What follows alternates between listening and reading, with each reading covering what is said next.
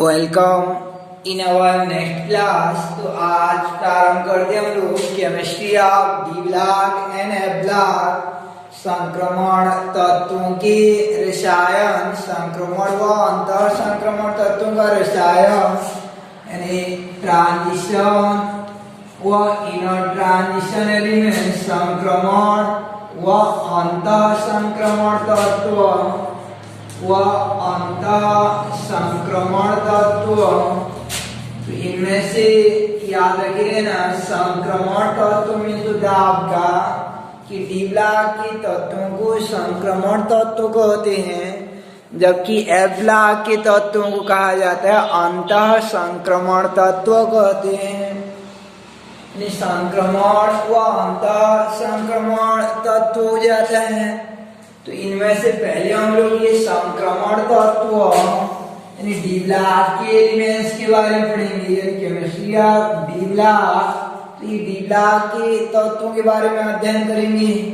तो पहले देखते हैं हम लोग कि ये संक्रमण तत्व किन्हें कहा जाता है। तो संक्रमण तत्व किन्हें कहते हैं? तो ऐसे तत्व जिनके मूल अवस्था में या तात्विक अवस्था में ये डी ऑर्बिटल आंशिक रूप से भरा हुआ रहता है, यानी एक रहेगा या दो रहेगा, D1 रहेगा या D2 रहेगा या D3 रहेगा या D6 रहेगा। तो ऐसे एलिमेंट्स को ट्रांजिशन एलिमेंट्स यानी संक्रमण तत्व कहते हैं। जैसे आपका ये क्रोमियम या मैग्नीज जैसे हो जाता है या आयरन जैसे हो जाएगा। आयरन 26 का होता है आपका, आर्गन 3d6 और 4s2। तो इसके डी में जो है आपका यानी डी ऑर्बिटल में इलेक्ट्रॉन पार्शियल फिलअप रहते हैं, मीन्स आंशिकता भरे हुए रहते हैं। तो ऐसे एलिमेंट्स को संक्रमण तत्व कहा जाता है, ट्रांजिशन एलिमेंट्स कहते हैं। इस प्रकार से संक्रमण तत्वों का परिभाषा हो जाता है कि ऐसे तत्व जिनके सामान्य ऑक्सीकरण अवस्था या तात्विक अवस्था में डी कक्षक आंशिकता भरे हुए रहते हैं, संक्रमण तत्व कहलाते हैं। जिनके तात्विक अवस्था में मूल रूप में या सामान्य ऑक्सीकरण अवस्था का अर्थ होता है, जैसे आयरन +2 निकालेंगे तो ये ऐसे 2 इलेक्ट्रॉन कम हो गया रहेगा, तो इसके सामान्य आयनिक अवस्था में जो है, सामान्य आयनिक अवस्था को ऑक्सीकरण अवस्था कहा जाता है। उस अवस्था में डी ऑर्बिटल आंशिकता भरे हुए रहते हैं। तो ऐसे एलिमेंट्स को ट्रांजिशन एलिमेंट्स कहते हैं कि ऐसे तत्व जिनके तात्विक या सामान्य ऑक्सीकरण अवस्था में डी कक्षक आंशिकता भरे हुए रहते हैं, डी कक्षक आंशिकता भरे हुए रहते हैं, संक्रमण तत्व कहलाते हैं। कि ऐसे तत्व जिनके तात्विक अवस्था में या सामान्य ऑक्सीकरण अवस्था में डी कक्षक आंशिकता भरे हुए रहते हैं, संक्रमण तत्व कहलाते हैं, ट्रांजिशन एलिमेंट्स कहलाते हैं।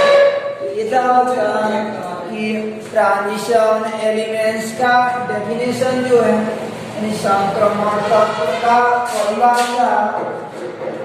तो संक्रमण तत्व का डेफिनेशन था आपका ये। अब इस आधार पर जैसे हम लोग देखेंगे कि कॉपर 29 का अगर इलेक्ट्रॉनिक विन्यास करते हैं तो आर्गन 3d10 और 4s1 हो जाता है। तो आर्गन में डी ऑर्बिटल जो है पूरा भरा हुआ रहता है। तो इस आधार पर तो इसको संक्रमण तत्व नहीं मानना चाहिए, क्योंकि इसमें डी पूरा भरा हुआ है। संक्रमण तत्व उन्हीं को ही कहा जाता है जिसमें डी कक्षक जो है आंशिक रूप से भरे हुए रहते हैं। तो इस आधार पर इसको यानी कॉपर 29 को जो है आपका संक्रमण तत्व नहीं मानना चाहिए, इसलिए संक्रमण तत्व का एक नया परिभाषा दिया गया संशोधित करके कि ऐसे तत्व जिनके n-1 d ऑर्बिटल में, यानी n-1 d ऑर्बिटल का अर्थ होता है कि बाह्यतम से पहले वाला कोष में, जैसे ये 4s है, 4 है तो उसकी पहले वाला यानी 3D में यदि एक अंदर वाला d का चल लिया जाता है बाह्यतम से एक अंदर, जैसे 5s रहेगा तो 4d, 6s रहेगा तो 5d लेंगे। तो ऐसे तत्व जिनके n-1 d कोष में इलेक्ट्रॉन क्रमशः 1 से 10 तक भरे रहते हैं, एक भी रहेगा तो उसे संक्रमण तत्व कहेंगे, 2 भी रहेगा तो संक्रमण तत्व कहेंगे, 10 भी रहेगा तो संक्रमण तत्व कहेंगे। तो ऐसे एलिमेंट्स को संक्रमण तत्व कहा जाता है कि ऐसे तत्व जिनके n-1 d कोष में इलेक्ट्रॉन क्रमशः 1 से 10 तक भरे रहते हैं संक्रमण तत्व कहलाते हैं। 2 परिभाषा हो गया, पहला कि ऐसे तत्व, संक्रमण तत्व पहला परिभाषा क्या था आपका कि ऐसे तत्व जिनके तात्विक या सामान्य ऑक्सीकरण अवस्था में d कक्षक आंशिकता भरे रहते हैं संक्रमण तत्व कहलाते हैं। दूसरा कि ऐसे तत्व, दूसरा परिभाषा कि ऐसे तत्व जिनके n-1 d कोष में इलेक्ट्रॉन क्रमशः 1 से 10 तक भरे रहते हैं संक्रमण तत्व कहलाते हैं। तीसरा ट्रांजिशन एलिमेंट्स का जो डेफिनेशन यानी संक्रमण तत्वों का परिभाषा, तो 2 डेफिनेशन हो गया। पहला था आपका यानी संक्रमण तत्व का पहला डेफिनेशन था आपका कि ऐसे तत्व जिनके तात्विक या सामान्य ऑक्सीकरण अवस्था में d कोष आंशिकता भरे रहते हैं संक्रमण तत्व कहलाते हैं। क्योंकि यह परिभाषा में सभी तत्व इंक्लूड नहीं हो पाते हैं, इसलिए एक न्यू डेफिनेशन दिया जाता है। और दूसरा परिभाषा हो जाएगा आपका कि ऐसे तत्व जिनके n-1 d कोष में इलेक्ट्रॉन क्रमशः 1 से 10 तक भरे रहते हैं संक्रमण तत्व कहलाते हैं। इनका सामान्य इलेक्ट्रॉनिक विन्यास n-1 d 1 to 10 ns 1 to 2 होता है। तो जिनके n-1 d कोष में यानी n-1 d कोष में इलेक्ट्रॉन क्रमशः 1 से 10 तक भरे रहते हैं, जिनके ये n-1 ये आपका n-1 d कोष है में इलेक्ट्रॉन क्रमशः 1 से 10 तक भरे रहते हैं संक्रमण तत्व यानी ट्रांजिशन एलिमेंट्स कहलाते हैं। इनका सामान्य इलेक्ट्रॉनिक विन्यास होता है आपका n-1 d 1 to 10 और ns2 हो जाता है। संक्रमण तत्वों का जनरल इलेक्ट्रॉनिक कॉन्फ़िगरेशन होता है सामान्य इलेक्ट्रॉनिक विन्यास, यानी इनका सामान्य इलेक्ट्रॉनिक विन्यास हो जाएगा आपका संक्रमण तत्वों का। जैसे पहला समूह का होता है ns1 होता है, दूसरा समूह का ns2, 15वां समूह का ns2np3, 16वां समूह का ns2np4। तो ऐसे d ब्लॉक के तत्वों का सामान्य इलेक्ट्रॉनिक विन्यास होता है n-1 d 1 to 10 और ns 1 to 2 हो जाता है। इनका सामान्य इलेक्ट्रॉनिक विन्यास n-1 d 1 to 10 और ns 1 to 2 हो जाता है। यानी n-1 d 1 to 10 होता है, d में 1 रहेगा या 2 रहेगा, 10 तक रहेगा, और s में जो है 1 रहेगा या 2 रहेगा। तो इस प्रकार से ये था आपका general configuration of transition elements. अब आगे जो है आपका कि ये संक्रमण तत्वों का सामान्य इलेक्ट्रॉनिक विन्यास था n-1 d 1 to 10 और ns 1 to 2। अब आगे देखते हैं कि ये संक्रमण तत्वों का क्लासिफिकेशन यानी वर्गीकरण। तो संक्रमण श्रेणी को संक्रमण तत्वों को 4 श्रेणी में डिवाइड किया गया है, 4 श्रेणियों में विभाजित किया गया है। तो संक्रमण तत्वों के प्रकार या वर्गीकरण। तो संक्रमण तत्व केवल अभी हम लोग संक्रमण तत्व पढ़ेंगे और बाद में अंत संक्रमण तत्व के बारे में पढ़ेंगे। तो संक्रमण तत्व का वर्गीकरण यानी क्लासिफिकेशन ऑफ ट्रांजिशन एलिमेंट्स। तो वर्गीकरण में आपका यानी संक्रमण तत्व का क्लासिफिकेशन इसे 4 श्रेणियों में विभाजित किया गया। आपका संक्रमण तत्वों को 4 श्रेणियों में विभाजित किया गया। प्रथम संक्रमण श्रेणी या उसे कहते हैं हम लोग प्रथम संक्रमण श्रेणी या 3D सीरीज कहा जाता है। तो इसमें इलेक्ट्रॉन 3D में रहता है। उसके बाद होता है द्वितीय संक्रमण श्रेणी या उसे कहते हैं आपका 4D सीरीज कहते हैं, 4D श्रेणी कहते हैं। और तृतीय संक्रमण श्रेणी जिसे 5D सीरीज कहा जाता है। और चतुर्थ संक्रमण श्रेणी जिसे 6D सीरीज कहा जाता है। इस प्रकार से संक्रमण तत्वों को 4 श्रेणियों में विभाजित किया गया है। संक्रमण तत्वों को 4 श्रेणियों में क्लासिफाइड किया गया यानी विभाजित किया गया है। जिनमें से ये पहला संक्रमण श्रेणी में यानी 3D सीरीज में 10 तत्व रहते हैं। यह स्कैंडियम 21 से प्रारंभ होकर जिंक 30 में एंड होता है। जिंक 30 में यह समाप्त हो जाता है। Scandium, titanium, vanadium, chromium, manganese, iron, cobalt, nickel और कॉपर और जिंक। तो ऐसे कुल मिलाकर ये जिंक तक कुल 10 तत्व रहते हैं। यहाँ से लेकर वहां तक जो आपका कुल 21 से लेकर 30 तक 10 तत्व सम्मिलित रहते हैं इसमें। यानी प्रथम संक्रमण श्रेणी स्कैंडियम 21 से प्रारंभ होकर जिंक 30 में समाप्त होती है। और इसका सामान्य इलेक्ट्रॉनिक विन्यास होता है। क्योंकि इस संक्रमण तत्वों का सामान्य इलेक्ट्रॉनिक विन्यास होता है आपका N-1 D1 to 10 और NS1 to 2 होता है।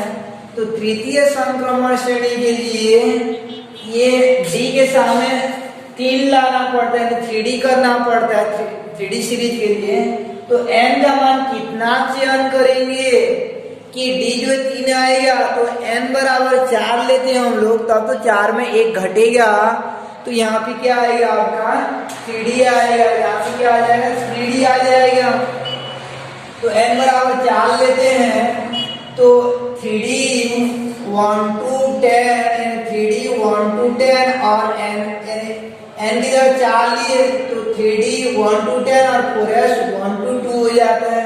ये प्रथम संक्रमण श्रेणी का सामान्य इलेक्ट्रॉनिक विन्यास होता है।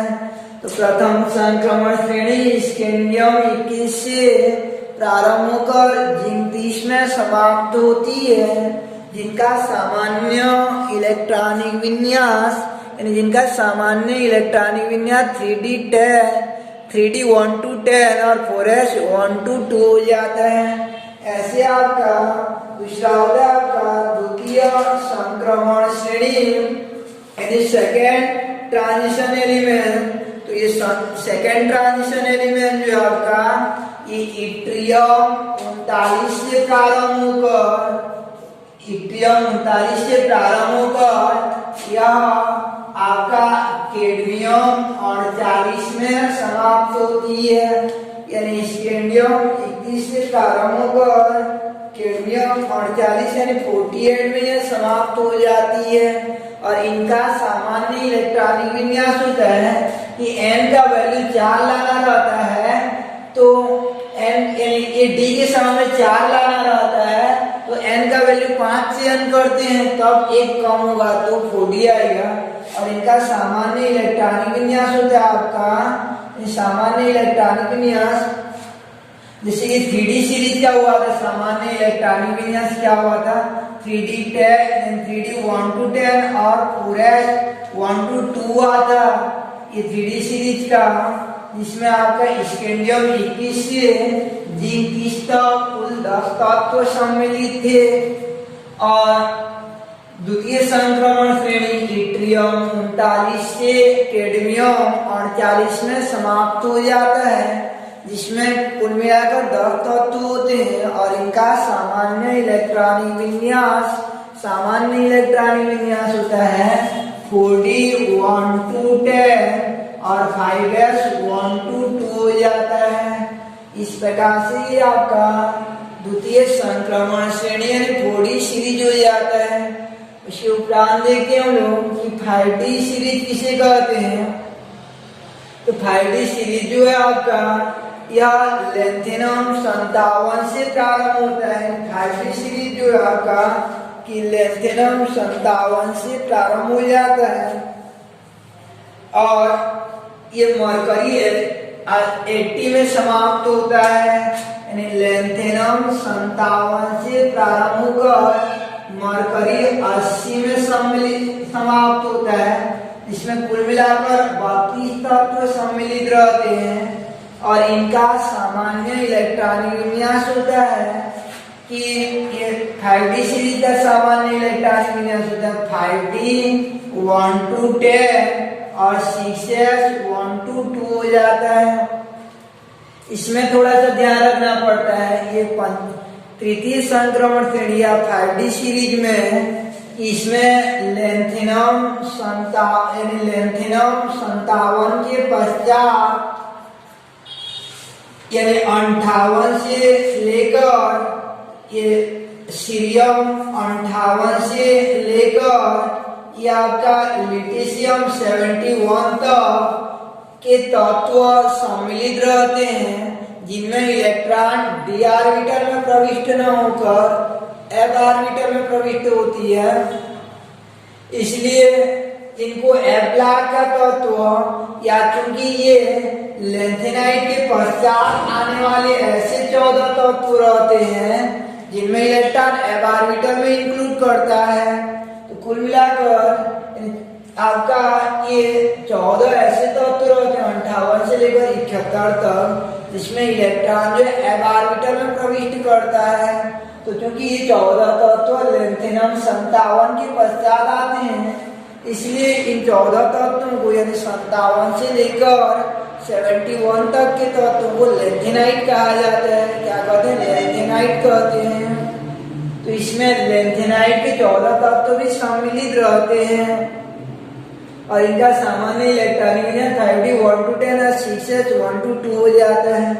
उसके बाद 6d सीरीज यह प्रारंभ होता है आपका एक्टिनियम 89 से रदरफोर्डियम यानी रदरफोर्डियम 104 में समाप्त होता है और यह श्रेणी जो अपूर्ण रहता है पूरा नहीं हो पाया रहता है और इनका सामान्य इलेक्ट्रॉनिक विन्यास होता है आपका 6d 1 to 10 और 7s 1 to 2 हो जाता है।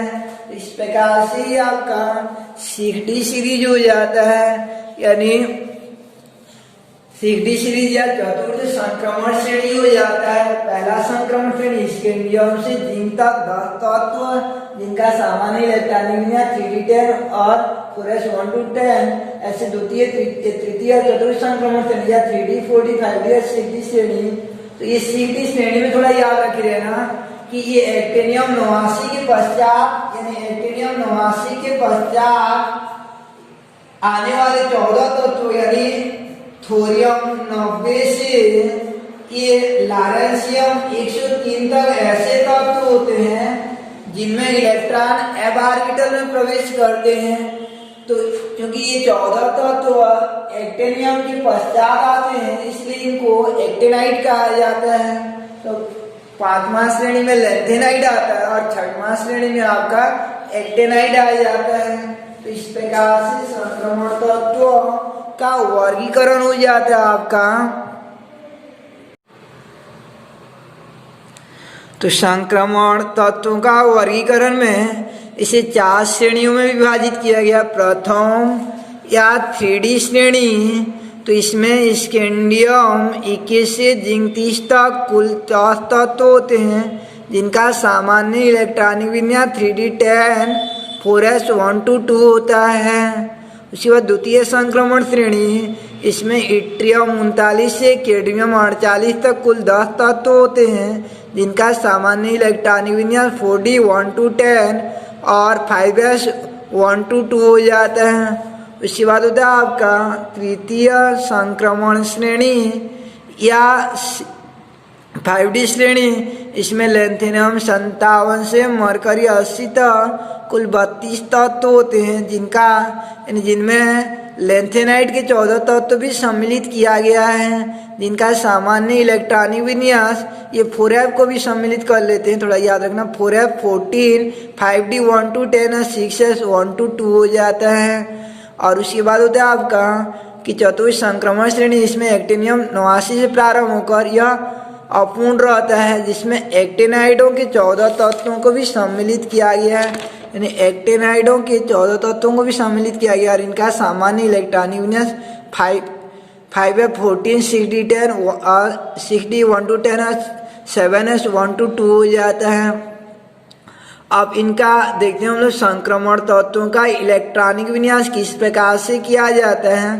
पहले जैसे आपका प्रथम संक्रमण श्रेणी का इलेक्ट्रॉनिक विन्यास, फिर द्वितीय संक्रमण श्रेणी का, फिर ऐसे आपका तृतीय संक्रमण श्रेणी का इलेक्ट्रॉनिक विन्यास करेंगे। तो देखते हैं हम लोग electronic configuration of transition element में संक्रमण तत्वों का इलेक्ट्रॉनिक विन्यास को। पहले देखते हैं हम लोग ये 3D श्रेणी के तत्वों का इलेक्ट्रॉनिक विन्यास जो है, यानी 3D श्रेणी के तत्वों का इलेक्ट्रॉनिक विन्यास। तो आपका 3D श्रेणी का कोई तत्व का इलेक्ट्रॉनिक विन्यास करने के लिए आ जाता है, जैसे डी ब्लॉक के किसी भी श्रेणी का इलेक्ट्रॉनिक विन्यास करने के लिए आ जाता है। जैसे कि ये दे दिया आपको कि ये कोबाल्ट 27 का इलेक्ट्रॉनिक विन्यास कीजिए, ऐसा बोल देता है। तो कोबाल्ट 27 का इलेक्ट्रॉनिक कॉन्फ़िगरेशन कीजिए, ऐसा क्वेश्चन कर देता है। तो इसी स्थिति में आपका ये कोबाल्ट 27 का इलेक्ट्रॉनिक कॉन्फ़िगरेशन में कि पहले पहचानना पड़ता है कौन से श्रेणी का तत्व है बोल के, तो कौन से श्रेणी का तत्व है पहचानना पड़ता है। तो क्योंकि यह इसके 21 से 30 के मध्य है, परमाणु क्रमांक 21 से 30 के मध्य है, अतएव यह 3D श्रेणी का एक एलिमेंट्स है। तो 3D श्रेणी का एलिमेंट्स है तो D के सामने 3 आएगा, ऐसा पहचानना है। यह 27 कौन से सीरीज का तत्व, 3D श्रेणी का तत्व है। तो 3D श्रेणी के तत्वों का सामान्य इलेक्ट्रॉनिक विन्यास क्या हो जाता है, 3d1 और 4s122 हो जाता है। अगर 3D श्रेणी का एलिमेंट्स है तो 3d4s को लिखेंगे। मान लीजिए 4D श्रेणी का तत्व रहेगा तो 4d और 5s को लिखेंगे, और 5D का रहेगा 5D और 6s को, और 6D का रहेगा 6D और 7s को लिखते हैं। यानी जो श्रेणी का एलिमेंट्स रहता है उन्हीं दो तत्व यानी उन्हीं को लिया जाता है। 3D का है तो 3D और 4s को लेंगे। अब करना क्या, अब इलेक्ट्रॉन डाला जाता है। तो इलेक्ट्रॉन कैसे डालते हैं उसको देखते हैं हम लोग। तो इलेक्ट्रॉन कैसे डालते हैं, अब ये 3d4s हो गया, उसके पहले थोड़ा सा ये सोचना पड़ता है कि इसके सामने कौन सा अक्रिय गैस आता है। तो कोबाल्ट 27 है तो उसके पहले अक्रिय गैस आता है आपका, ये अक्रिय गैस था आपका helium, neon, argon, krypton, xenon और रेडॉन। इनका क्रमांक था आपका 2, 10, 18, 36 और आपका 54 और इसका आपका 86। तो हम लोग जिसका इलेक्ट्रॉनिक विन्यास सीख रहे हैं उसके सामने कौन सा अक्रिय गैस, तो 27 के पहले कौन सा अक्रिय गैस आएगा, ये आर्गन 18 वाला आ जाएगा क्योंकि 36 वाला बाद में आएगा। तो इनके सामने 3D और 4s के सामने क्या डालेंगे हम लोग, आर्गन डालेंगे। उस अक्रिय गैस को डाला जाता है, यानी उस अक्रिय गैस को डाला जाता है जिसके बाद वाला तत्व का यानी उसी अक्रिय गैस को डालते हैं जिसके सीध में यानी जिसके सीध वाला परमाणु क्रमांक का इलेक्ट्रॉनिक विन्यास किया जा रहा है। जैसे हम लोग 50 वाला एक तत्व का इलेक्ट्रॉनिक विन्यास करते हैं तो ये 36 वाला को डालते हैं, जहां करते हैं उसके नीचे वाला को डाला जाता है। अब ये 3 काम किया जाता है, पहले अक्रिय गैस डालते हैं, फिर उसकी श्रेणी के उस आधार पर डी को डाला जाता है 3D4S को। अब क्या करते हैं कि इलेक्ट्रॉन को डालते हैं, तो आर्गन का परमाणु क्रमांक 18 होता है, तो ये 18 इलेक्ट्रॉन ले जाएगा, तो 27 में से 18 इलेक्ट्रॉन समाप्त हो गया। तो अब कितना इलेक्ट्रॉन बचेगा आपके पास जो है, अब 9 इलेक्ट्रॉन बचता है, यानी अब कितना इलेक्ट्रॉन बचेगा आपके पास, ये 9 इलेक्ट्रॉन बचता है। तो याद रखिए ना, 9 में से 2 इलेक्ट्रॉन को पहले S में डाला जाता है, इलेक्ट्रॉन पहले हमेशा S में डाला जाता है, तो S में 2 इलेक्ट्रॉन डाल देंगे। उसके बाद जो आपका जो बचेगा 18 तो 20 इलेक्ट्रॉन होंगे। अब कितना इलेक्ट्रॉन बचा हमारे पास 27 के लिए 7 इलेक्ट्रॉन बचा है, तो 18 तो 20 7 27, तो जितना इलेक्ट्रॉन बचेगा उसको डी में डाल देंगे, तो कोबाल्ट 27 का इलेक्ट्रॉनिक विन्यास हो जाएगा आपका आर्गन 3D7 4s2 हो जाता है। तो इस प्रकार से इलेक्ट्रॉनिक विन्यास की जाती है। अब जैसे हमको कि इलेक्ट्रॉनिक विन्यास करने से टेक्नीशियम 43 का इलेक्ट्रॉनिक विन्यास करना है। ये टेक्नीशियम 43 जो किस श्रेणी का तत्व है, पहले तो अक्रिय गैस को डालते हैं, तो 43 के पहले कौन सा अक्रिय गैस आएगा, जिनान। और यह क्योंकि आपका इट्रियम 39 से केडमियम 48 के बीच यानी 40 सीरीज का है, इसलिए 40 और 5s को डाल देंगे। अब इलेक्ट्रॉन को हम लोग काउंटिंग करेंगे, ये आपका क्रिप्टॉन यानी क्रिप्टॉन आपका 36, जिना 54 और रेडान आपका 86 है। क्रिप्टॉन 36 वजह से डाले, तो अब ये 36 इलेक्ट्रॉन इसका हो गया। अब क्या करते हैं हम लोग, S में 2 इलेक्ट्रॉन डाल देते हैं, 36 और 2 39, 36 और 2 38 हो गया। अब 43 के लिए कितना इलेक्ट्रॉन चाहिए, 5, तो ये डी में कितना बढ़ जाएगा, 5 इलेक्ट्रॉन बढ़ जाएगा। तो इस प्रकार से इलेक्ट्रॉनिक विन्यास की जाती है। तो इस संक्रमण तत्वों के तीनों श्रेणी का इलेक्ट्रॉनिक विन्यास को आप किए रहना। थोड़ा सा इसमें कुछ तत्वों का 2-2 इलेक्ट्रॉनिक विन्यास मिलता है, क्योंकि आप नियम के अपवाद में आते हैं। जैसे आपका ये क्रोमियम, कॉपर, सिल्वर और प्लेटिनम, पैलेडियम और गोल्ड, ये आपका यानी कॉपर, क्रोमियम और ये टंगस्टन जो आता है, कॉपर, क्रोमियम, ये सब जो है आबाउनियम के अपवाद हो जाते हैं। यानी क्रोमियम, कॉपर, सिल्वर, पैलेडियम और प्लेटिनम ये आबाउनियम के अपवाद में आते हैं। इस प्रकार से इनका 2 इलेक्ट्रॉनिक विन्यास मिलता है। जैसे क्रोमियम 24 का करेंगे तो पहला मिलता है आपका आर्गन 3D4 और 4s2 ऐसा आएगा, क्योंकि आबाउनियम के अपवाद में स्थायित्व करने के लिए एक इलेक्ट्रॉन यहाँ पे आ जाता है, क्योंकि 11वीं जो बताया गया था। तो इसका यहाँ करके और एक तो मिलता है आर्गन, यानी यहाँ करके ये मिल जाएगा आर्गन 3D5 और 4s1। तो ये जो है आपके आबाउनियम के एक्सेप्शन में आ जाते हैं, अपवाद में आ जाते हैं। तो आप जो है संक्रमण तत्वों का इलेक्ट्रॉनिक कॉन्फ़िगरेशन को यानी इलेक्ट्रॉनिक विन्यास को किए रहना, यानी इलेक्ट्रॉनिक विन्यास। इस प्रकार से ये संक्रमण तत्वों का आपका इलेक्ट्रॉनिक कॉन्फ़िगरेशन हो जाता है। ये प्रथम संक्रमण श्रेणी का, जैसे आपका क्रोमियम का 2 हो जाता है, कॉपर का 2 हो जाता है आपका कि कॉपर 3D9 4s2 हो जाता है, या 3D10 4s2 हो जाता है। ये कॉपर वाला है, यहाँ पर गलत हो गया है।